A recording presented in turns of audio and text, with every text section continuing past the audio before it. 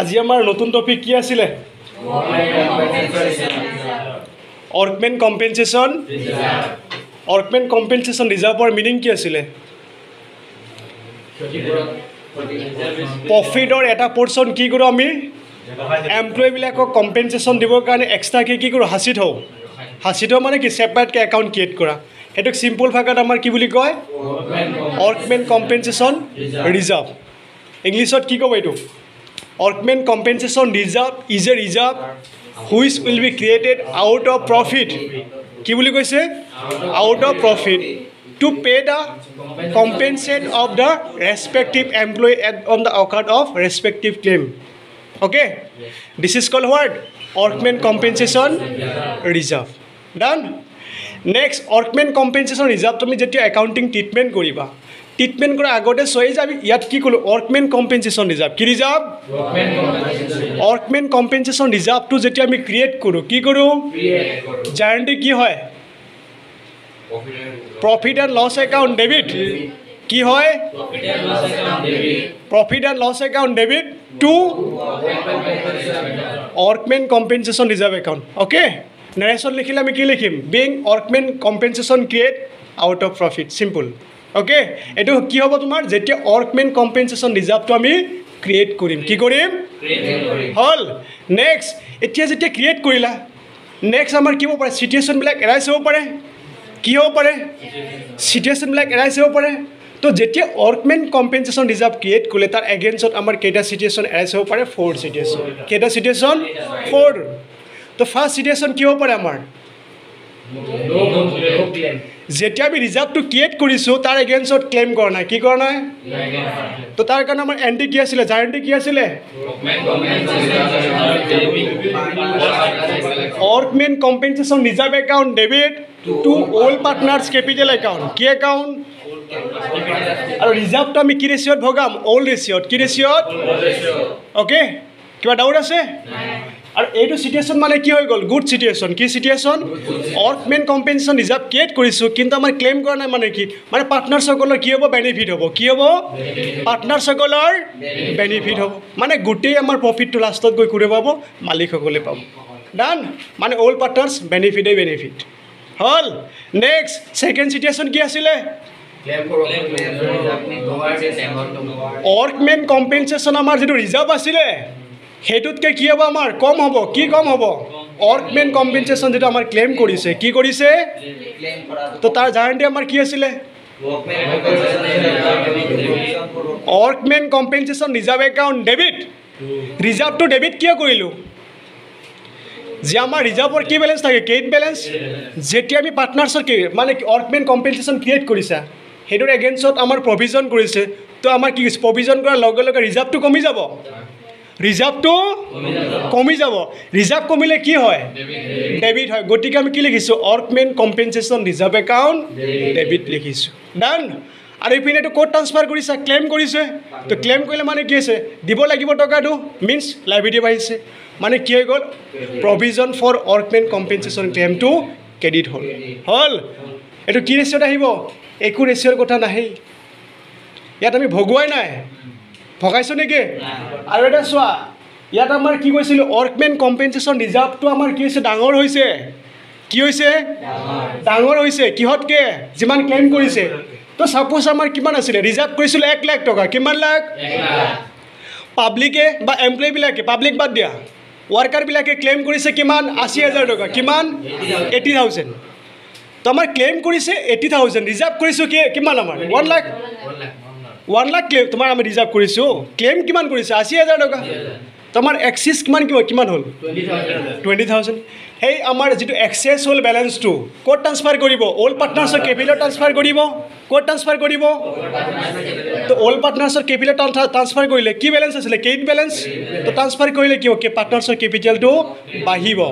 capital বাঢ়িলে কি হয় ক্ৰেডিট হয় সাপোজ 20000 টকা আছিল এক্সেস তো আমাৰ 20000 টকা যেতিয়া ট্ৰান্সফাৰ কৰিবা পাৰ্টনাৰ সাপোজ দুটা আছিল কেটা আছিল আৰু প্ৰফিট শেয়াৰিং ৰেশিও আমাৰ কি আছিল ইকুৱেল আছিল তো ভগালে কি হ'ব 10000 ডান কিবা ডাউট আছে তো 2 নম্বৰ সিচুৱেচন কি আছিল Workmen compensation is more than কৈছো workman compensation is more than provision for workman compensation claim হল এটো গুছি গল নেক্সট সিচুয়েশন 3 আছিল কি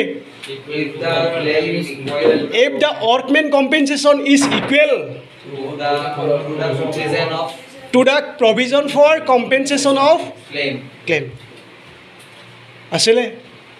মানে কি বরাবর সাপোজ তোমালোকৰ এক্সাম্পল কিমান লৈছিলো যে workman compensation আমি দান কৰিছো কিমান 1 লাখ টকা কিমান লাখ 1 লাখ কৰিছো আৰু ক্লেম কৰিছে কিমান ক্লেম কৰিছে 3 নম্বৰ সিচুয়েশনটো কি আছিল আমাৰ যেতিয়া আমাৰ workman compensation ইকুৱেল হ'ব কি হ'ব কিহৰ ইকুৱেল হ'ব provision for workman compensation claim or against মানে বরাবর 1 লাখ টকা আমি ক্লেম কৰিছো আৰু ওয়াৰ্কাৰ সকলে ক্লেম কিমান কৰিছে 1 লাখ আমি ৰিজাৰ্ভ কৰিছো 1 লাখ ক্লেম কৰিলে 1 লাখ আমাৰ কি হ'ব বিজনেছৰ একো লছ নাই একো লছ নহব মানে 1 লাখ কৰিছে 1 লাখে তোমাক কি কৰিছে ক্লেম কৰিছে এতিয়ালে এন্টি কি আছিল এবাৰ workman compensation reserve account debit provision for workman compensation claim account credit আমাৰ ইয়াত ৰিজাৰ্ভটো কিয় ডেবিট হল এটো গম পাইছো